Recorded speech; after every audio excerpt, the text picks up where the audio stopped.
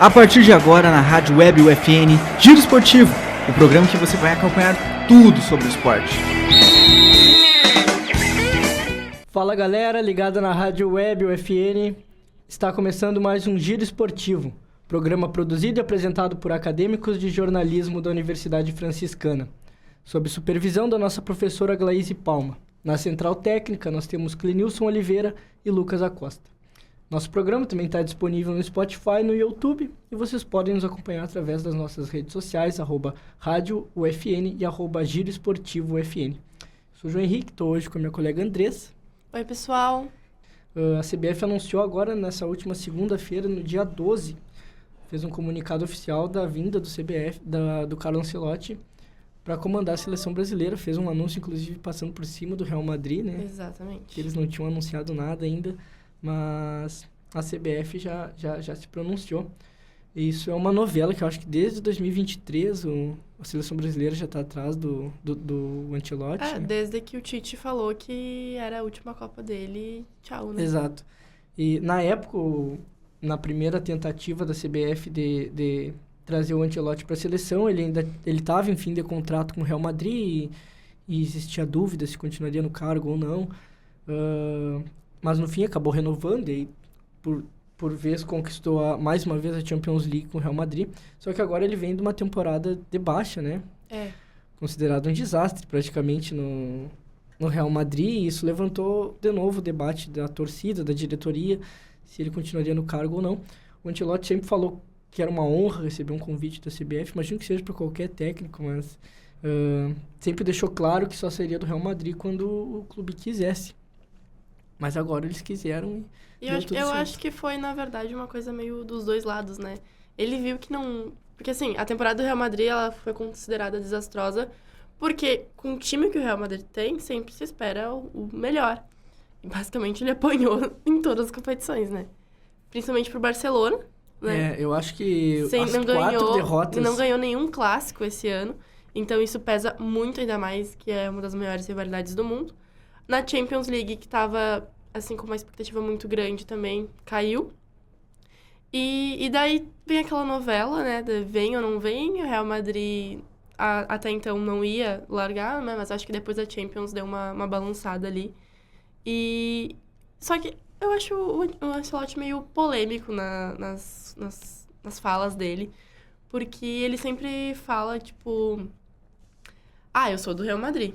Depois é depois. Tipo, ele nunca fala muito, sabe? Ele deixa a gente, tipo, na expectativa. E daí fica aquela novela, vem ou não vem? Agora, acabamos. Ele sempre deve ser meio reservado, né? Mas ele já tinha feito outras conversas com a seleção, assim, por baixo dos panos. A questão é que a seleção é meio fofoqueira. Não, é que essa gestão da seleção é uma vergonha também, né? Mas, enfim, eu acho que ele fez uma péssima temporada realmente com o Real Madrid. Isso tudo teve peso ainda mais pelos reforços que vieram. O Mbappé veio, claro, eles perderam o Kroos, mas veio o Mbappé, então tinha uma expectativa muito grande. Só que é um choque de realidade, né? Cair cedo na Champions, jogando do jeito que estavam jogando, com um baita elenco, embora diminuído, desfalcado, sim, mas era um baita elenco, caíram mal. Como tu disse, não ganharam nenhum jogo do Barcelona, 4 partidas contra o Barça e 4 derrotas, perderam 2 títulos em finais para o Barcelona. Isso tudo culminou para que ele saísse, né? E vão perder agora a La Liga também, né? Tu acha que essa má temporada dele vai influenciar na seleção? Ele tá em baixa como técnico ou não? Não acho. Foi só um momento? Eu acho que é porque, na verdade, o futebol é momento, né? E com técnico é a mesma coisa. A gente falava muito em 2020 com o Jorge Jesus no Flamengo, ele viveu um auge, né? Mas será que se ele tivesse continuado, ele manteria o mesmo nível? É muito difícil. É muito difícil manter o mesmo nível ainda sempre. Se o Jorge Jesus voltasse, ele não conseguiria repetir. Provavelmente não conseguiria repetir o mesmo trabalho que ele teve. Eu também acho. E também a questão de que a gente tá numa fase muito ruim da seleção. Pra piorar, assim, tem que fazer muita besteira. Inclusive, foi com essa fase ruim da seleção que o Edinaldo anunciou o Ancelotti. E abre aspas para a fala dele. Trazer Carlo Ancelotti para comandar o Brasil é mais do que um movimento estratégico. É uma declaração ao mundo de que estamos determinados a recuperar o lugar mais alto do pódio. Ele é o maior técnico da história e agora está à frente da maior seleção do planeta. Juntos escreveremos novos capítulos gloriosos do futebol brasileiro. Então, acho que é um recado claro de que a CBF está abrindo mão da identidade desse, tem que ser um treinador brasileiro, quase como um desespero da gente tem que voltar de uma forma ou de outra, e não tem nome melhor, assim, mais pesado do que o Ancelotti, né? Com certeza. Mas o Ancelotti não é o primeiro treinador estrangeiro que comanda a seleção brasileira, mas você vai ver como todos os outros são meio curiosos. Mas também fazia muito tempo, né, que a gente não tinha, são bem antigos. Além do Ancelotti, só mais 3 técnicos estrangeiros comandaram já a seleção brasileira, e o Ancelotti é o segundo europeu. Ramon Plateiro, uruguaio, em 1925 comandou a seleção brasileira, e é o único que comandou a seleção brasileira em partidas oficiais. Ele comandou a seleção brasileira num campeonato sul-americano, que hoje é uma Copa América. Ele comandou a seleção brasileira por 19 dias. Mal dá pra considerar.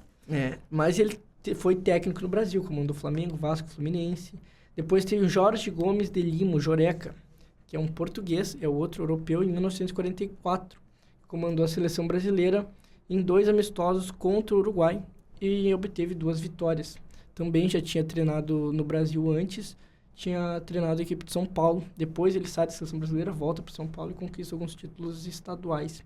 E o mais curioso desses, e curiosidade, esse que a gente vai falar, é tio do Eduardo Cudê. É o Filpo Núñez, argentino. E ele comandou a seleção brasileira num amistoso contra o Uruguai também.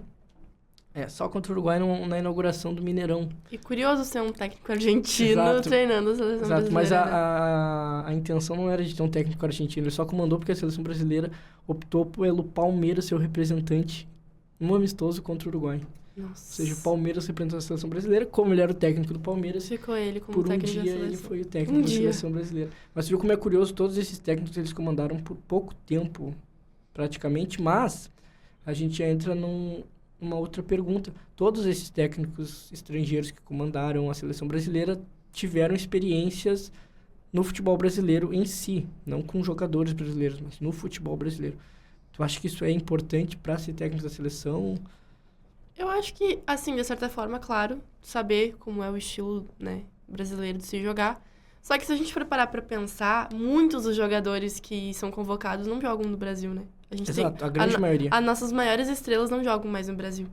Então, acaba que, assim, eles levam a nossa identidade pra lá, se adaptam lá, porque a forma de jogar é outro nível. Então, vindo um técnico estrangeiro que já tá acostumado com o jeito de lá, não acho que vai mudar muita coisa. Eu, na verdade, acredito que vai agregar muito mais.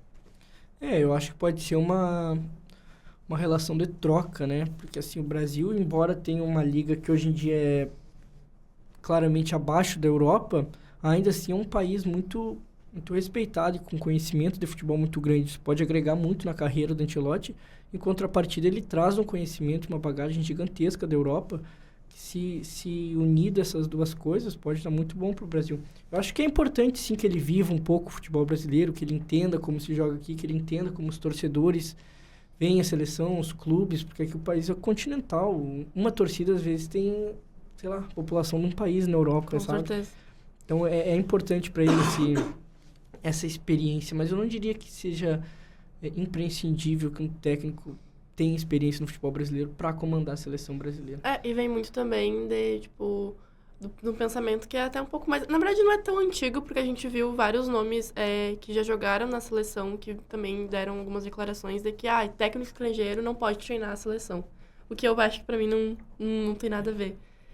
Eu quero ver a seleção no topo, sendo técnico estrangeiro ou brasileiro, isso não faz diferença. Eu também acho. Eu acho que o debate nem é por nacionalidade, nem deve ser por nacionalidade, é simplesmente uma questão de capacidade do treinador. E hoje em dia eu não vejo que, assim, por exemplo, tu vai comparar com o Ancelotti, eu não vejo nenhum treinador brasileiro que consiga agregar o que ele agrega, conheça e que tenha conquistado tudo que ele conquistou. E tanto que nos nossos debates, assim, de quem seria um treinador, né, pra seleção, tinha o Roger, que tava... Agora o Inter tá decaindo, mas tava numa fase boa no Inter.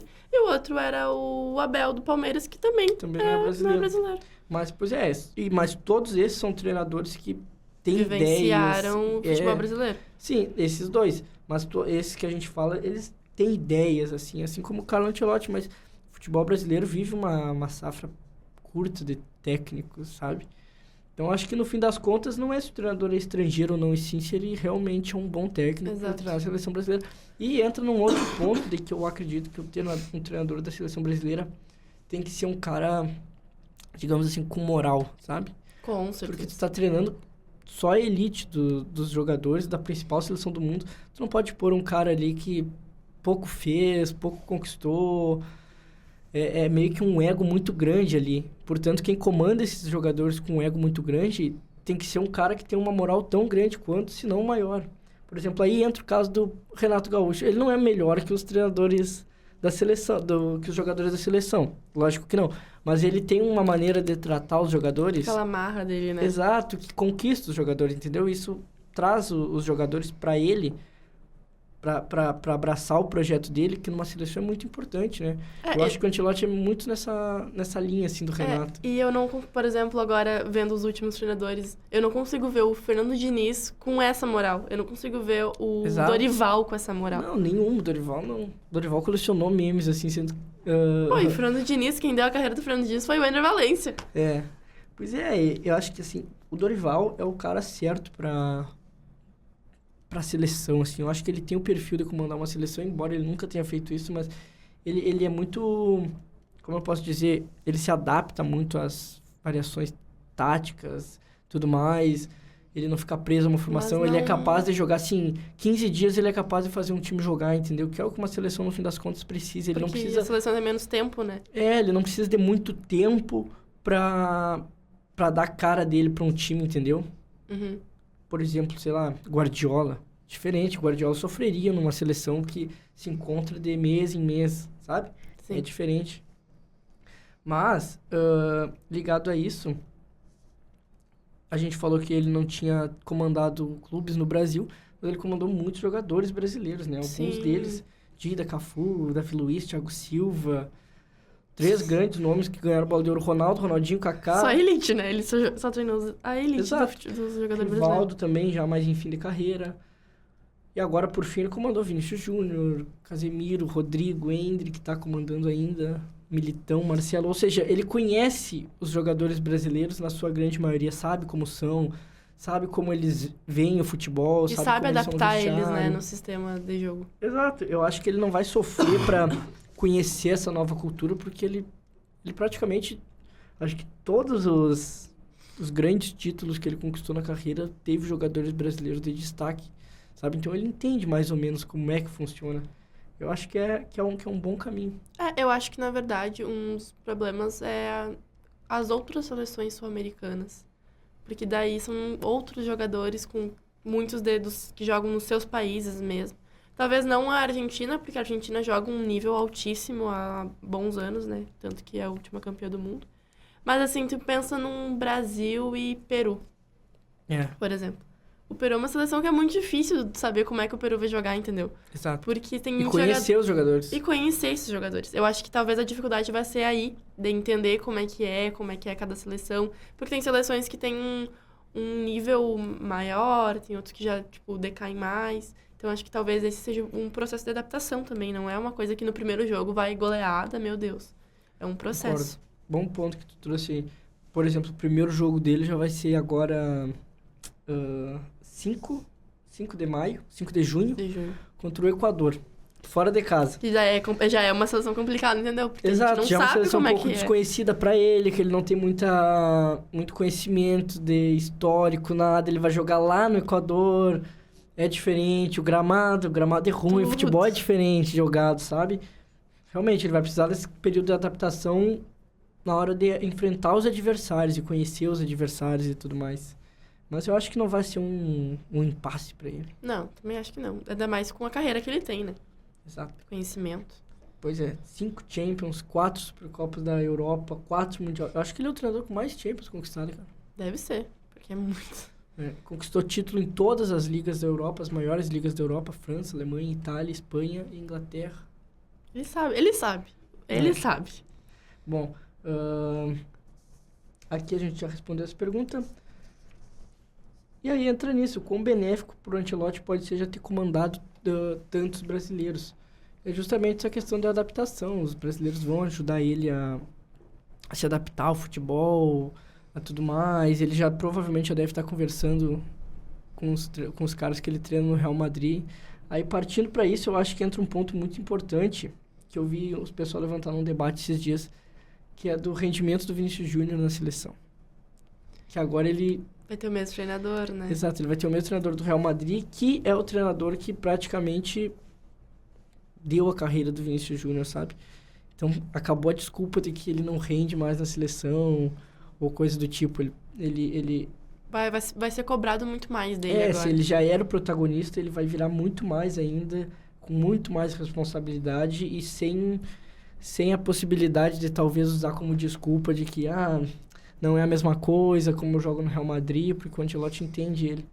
Ligado a isso também tem a volta de alguns jogadores que podem vir com o Ancelotti, por exemplo, o Casemiro, eu ia falar dele. ou até, sei lá, Richarlison. O Ancelotti treinou o Richarlison no Everton. É verdade. Então tem, talvez, provavelmente, principalmente nas primeiras convocações, assim, o Ancelotti vai trabalhar com jogadores que ele já trabalhou outras vezes. E eu acho que ele tá certo, sabe? Porque, assim, claro que ele tem que entender como que são os jogadores brasileiros, até porque a gente tem muitos jogadores bons. Mas ele vai na segurança.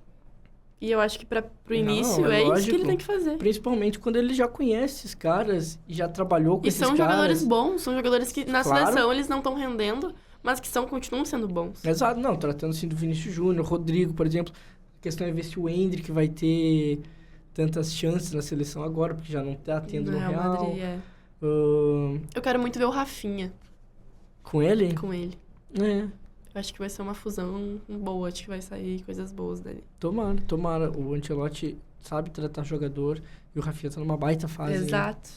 Só que agora a questão é, o Rafinha tá rendendo na ponta direita, na ponta esquerda, que é onde vai jogar o Vinícius Júnior. Tem que ver se ele vai voltar pra ponta direita, enfim. Mas... Dor de cabeça boa pro Ancelotti, né? Muito. A seleção brasileira tem um baita elenco, cara. Exato. Dos que ele já conhece e dos que ele vai conhecer. Agora, vindo pro Brasil, ele vai conhecer, sei lá, Pedro... O Gerson... Eu acho que isso vai ser muito engraçado. Claro que vai. Pô, a gente tá... Imagina o Ancelotti no Maracanã vendo um jogo. Sim, imagina ele, tipo, indo nos jogos, assim, jogos mais aleatórios do Brasileirão, indo num Vitória e, sei lá, Vitória e Grêmio. Vitória e Grêmio. Imagina, não. Ninguém no estádio. Mas a questão é, o Ancelotti, se ganha uma Copa do Mundo, é o maior técnico da história? Eu acho que sim. Eu acho que fica praticamente incontestável, né? Entra dois pontos, assim, títulos conquistados e contribuição para o jogo. Acho que o Ancelotti ele ganhou muito em vários períodos e comandou diversos times históricos, assim, em questão de títulos. Se ele ganhar uma Copa do Mundo, acabou o debate. Mas, por exemplo, depois tem técnicos como Guardiola que mudaram a forma de jogar. São aspectos diferentes, né? É difícil a gente falar, ele é o maior. Mas é que, vendo em questão da carreira dele, é muito difícil tu contestar isso. E falando também que ele tá treinando a maior seleção. Isso pesa muito também. Pesa. Não, ele vai com um peso muito grande pra Copa, que é de ganhar. Em contrapartida, ele vai com pouca experiência treinando seleção, porque ele... Acho que vão ter mais 5 jogos, se eu não me engano, até a Copa do Mundo, que é muito pouco. Ele não vai pegar um ciclo inteiro. E se o resultado na Copa do Mundo não for muito bom, dificilmente ele vai continuar em outro ciclo, porque o Ancelotti já está bem avançado de idade. Tem Imagino isso que também. esse seja o último tiro da carreira dele. E eu acho que o contrato dele também não é mais que a Copa, O contrato dele vai até o fim de 2026. Até o fim da Copa, exatamente. E aí resta a dúvida se ele vai continuar, se não vai. Mas esperamos que sim. O Ancelotti sai do Real Madrid oficialmente no dia 25 de maio. Ele tem mais um ou 2 jogos, né, com o Real Madrid. Exato. Acho que tem agora só mais 2. Mais 2 e Brasil. E acabou. E Rio de Janeiro. 26 ele assume, 25 ele sai do Real Madrid, 26 ele assume a seleção brasileira e já faz a pré-convocação. Tu acha que ele já vai estar na pré-convocação? Não sei se ele vai estar na pré-convocação, mas eu acredito que ele vai estar na convocação. Daí ele já vai ter mais tempo ali, porque tem um listão de jogadores. Imagino que esse listão, até para facilitar o trabalho do Ancelotti, eles vão dar pronto, assim, com um monte de jogador. E o Ancelotti já deve saber também. Isso, aí ele mescla. Mas aí, assume no dia 26, dia 5 de junho, já parte para o amistoso contra o Equador, lá fora. E dia 10 de junho recebe o Paraguai. É o Paraguai? em São Paulo. Ele vai começar com, eu acho que com seleções, assim, que é o que ele precisa, assim, entender que o futebol sul-americano é muito diferente. Exato. Vai ser uma boa experiência. Eu acho que vai ser. Eu acho engraçado, assim, não. Até a gente falou em alguns programas atrás que, tipo, a gente gostaria muito. Mas agora que realmente é oficial, depois dessa novela de Vem, Não Vem, eu fico, meu Deus, é verdade. Eu não consigo acreditar ainda. Fica também um pingo, assim, de síndrome de vira-lata nossa também, né? Nossa, tá vindo esse cara pra cá. Sim, nossa. Mas, enfim, ele veio porque a seleção brasileira é gigantesca. A gente também tem que ter essa confiança de que nós merecemos um técnico como ele. Exato. E ele, pela carreira dele, merece treinar uma seleção como se tem uma seleção que ele merece treinar, é a nossa. É a seleção brasileira. Fica nosso desejo para que tudo dê certo.